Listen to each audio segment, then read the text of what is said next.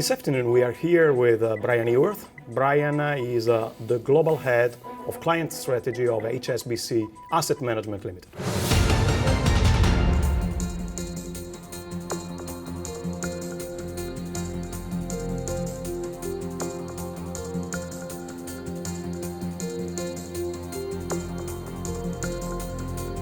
Brian, thanks for being with us this afternoon. It's my pleasure. I would start our interview with, a very delicate question from the point of view of a multinational bank like HSBC. After decades where globalization was breaking the boundaries in between countries, now countries are returning to the old protectionist story, which basically implies that big international financial institutions like yours and the management that is driving these institutions probably will have to navigate in a different kind of environment where barriers will be erected rather than be broken down, where people becomes more close to their own country rather than being open to the general economy. Exactly because HSBC is a multinational bank since the very beginning. Does this has some effects in terms of the way the management has to react to this new state of the art? Yes, and you're right. It's a critical question and it's a delicate question. But I think one has to understand the past a little bit to work out the best way of dealing with the future. 10, 15 years ago, HSBC, the slogan was the world's local bank. Without being too blunt, we operated in many countries around the world and we set up banking businesses, and we largely, not completely, but we largely banked local companies and local individuals, and the world's local bank was a fairly good description of the strategy. I'm simplifying to make the point. Over the last 5 or 10 years, we have made huge progress, I think, in terms of simplifying the business and we've removed the strapline, and we are now becoming a global universal bank, trying to be the clearly defined in many markets being a retail bank, but then our proposition around companies and financial institutions is more around international finance, international banking services, and that's really where we see our competitive advantage. So I think that whilst the direction of travel certainly looks for the next year or two that it could be more protectionist for the reasons we've discussed, I still think that strategy, that idea that, as one of the world's biggest and strongest banks, connecting the developing world with the developed world, trying to be a leading financial services provider for the world's biggest companies, and then covering in clearly defined markets, having world-class retail banks, which is more of a local business. It does require, I think it's less a strategic change, more delicacy in terms of how we operate, how we manage our people, how we interact with governments, how we interact with society as a whole. I think it's a very exciting time, but it does require, I think, a different strategic vision, more, I think,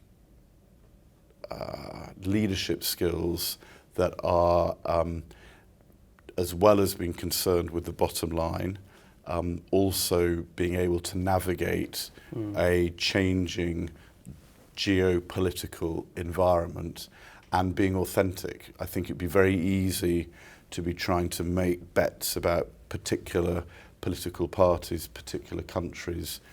I think we have to be true to ourselves as a firm and as individuals about what we're trying to do and with whom, and let the kind of vagaries of the politics and we've been around for 150 years. We've been through all sorts of economic, political, financial crises. We are very optimistic about the prospects for global growth. And I think that one thing that the global financial crisis should have done with regards to this generation of leaders in banking and hopefully in HSBC is prepare them for uncertainty. So it's not something that investors and business people and individuals like certainty. I don't want to, in any way, underestimate the issues that everyone's going to have to face in the next few years. But, if you think back over the last 5, 10, 15, 20 years, what large financial institutions have been through, I think these are all within the realms of manageable risks. But I think it requires more modern, more perhaps more emotionally intelligent leadership to navigate this, the current and likely future diplomatic and political environment.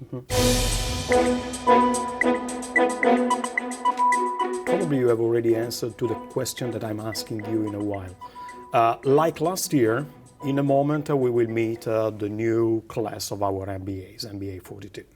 And as you know, I have asked you to be very frank with them, telling them which are the secrets, if any, of a successful career.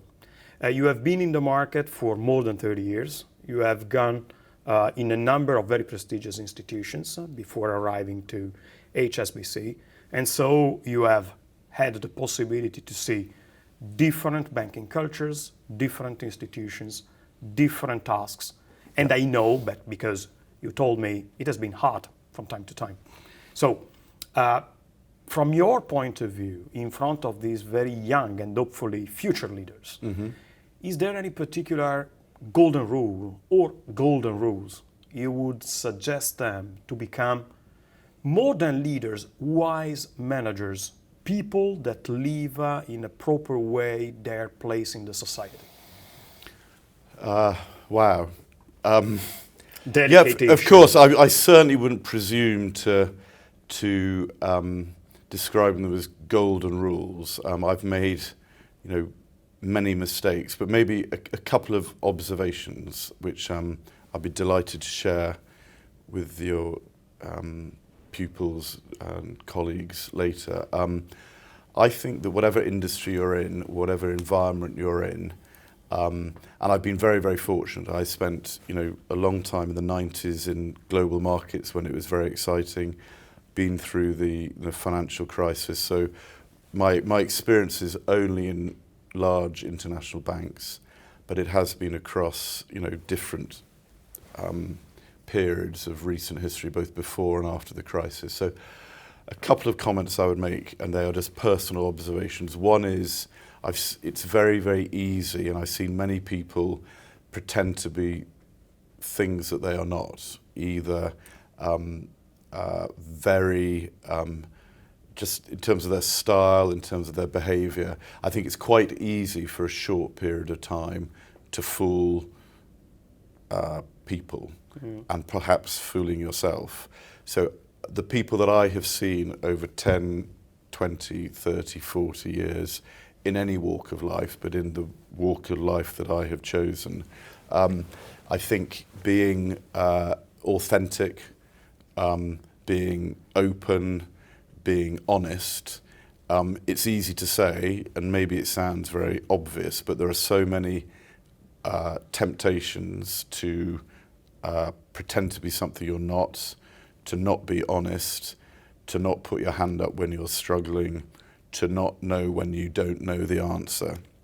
And I think that, I hope that looking forward from 2017, the type of leaders that the world, maybe it's not the perfect time to be talking like this, but the type of leaders in finance that you are beginning to see emerge will be pretty different to the type of leaders who ran the big investment banks or corporate banks in the 80s, 90s and 2000s. So I think, we've touched on it already, I think there are broad responsibilities.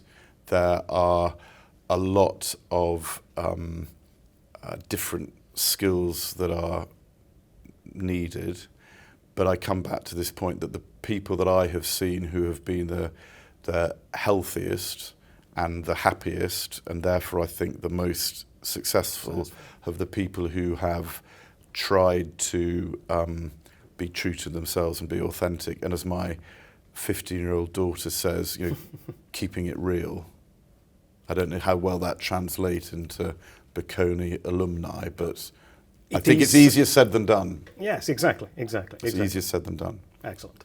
Brian Heyworth, thanks very much. My pleasure, thank you.